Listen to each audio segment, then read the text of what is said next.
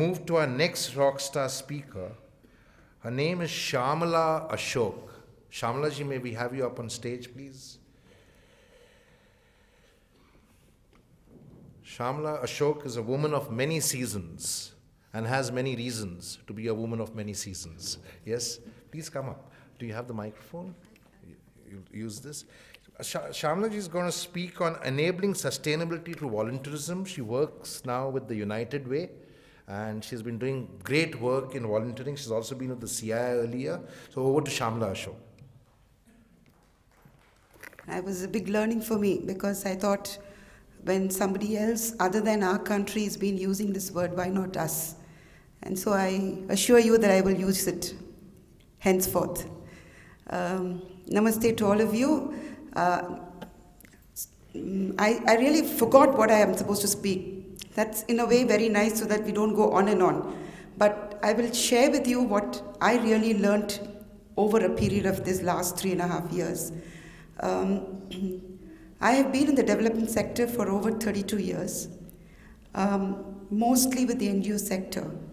And the last 3.5 years, I've been heading this United Way of Chennai. This is, it's affiliated to the United Way US. And we have 7 chapters in India, and I head one of the chapters, that being the Chennai. What I learned was, because I saw both the sides of the corporates as well as the NGOs, I had a very strong notion that NGOs, you know, we have to live on funding, and every time we see people, we keep, other than funding, we never ask for anything else. So I was just wondering why do we fail in that area? And when I went and saw the corporate side, I also had a doubt, why are these guys coming and asking us as brokers, put us on to some NGOs, good NGOs? So I was just wondering why both sides are having this deficit. And then I realized that both of them, and their own perspectives, have failed to understand each other's skills and strengths. And here is what I tried to match them both.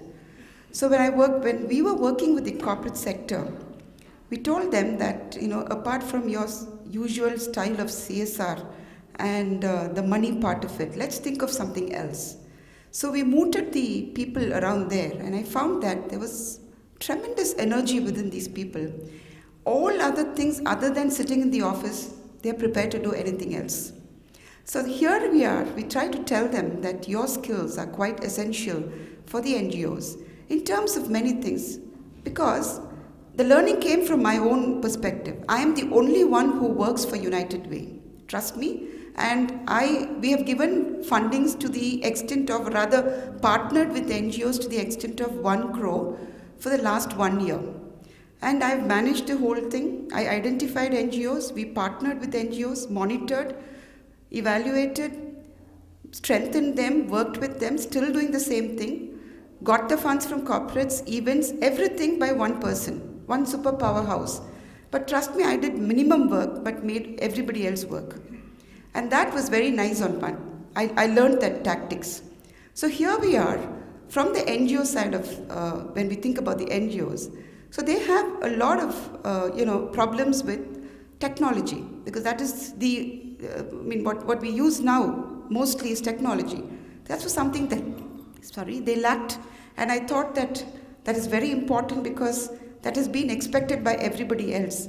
So here we are, we try to identify certain corporates who are very good in technology, and people who work there are willing to give their time, to the extent of even corporates, they feel very proud now that if people from their organization goes and stays with the NGO for, say, 2 months, 3 months, 1 year, they're very proud to felicitate that, and then also to tell others about this. So here we are, we try to connect these people together. And we saw that the NGO receives what they want and what they are weak in with the help of the corporate. And the corporates here are very proud to work with the NGOs and try to give their best.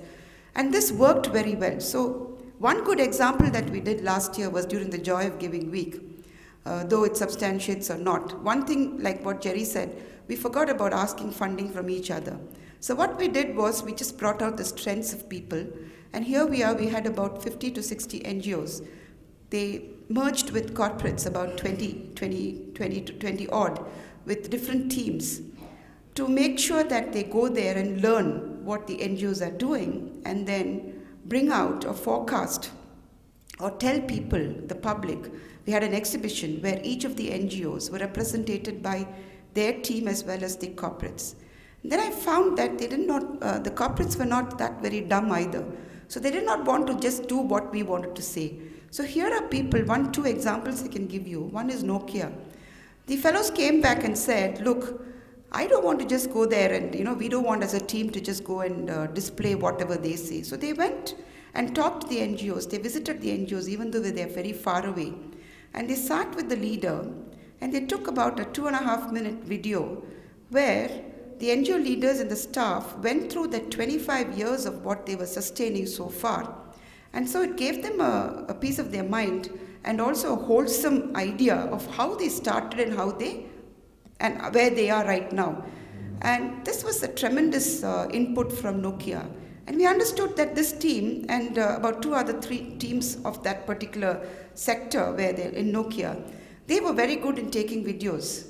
And today we are about, we sold this thought to the NGOs, and there are about 4 or 5 NGOs who are benefiting from this, taking clippings of videos of what their strengths are, what they have gone through over the period of time in NGOs. And then we have another organization called Dayatri, who's it's something very interesting, because what they did was they worked with cancer patients, especially children with leukemia, for transplantation. So they wanted to match. And this is something that was missing in all the corporates. They went about giving awareness about how do they do this and where do they come for this and what are the assistance that children will get for cancer survivors or for treating cancers. And interestingly, I put in a company called GE onto that. There were 2 teams we were working. Today, this teams, along with the NGO, helps them in bringing about awareness in their own company as well as the companies in and around their own places. So this saves the NGO from time and for people who are involved for payments and things like that. Plus, they also have made use of the time that they could save for doing something else. But I felt that, this is a very good opportunity for NGOs to save money. At the same time, corporates, other than what they're doing in routine in terms of money as salaries, they could do something interesting for the other part of the story. So this was a connect, and this year we're bringing it in much more, spacing it out much farther and much larger, so that this actually catches on to the other corporates and NGOs. Thank you. Thank you, Shyamala. That was brilliant, because finally I see that the joy of giving is probably fructifying in the right way somewhere. Because for me, the joy of giving was never about money.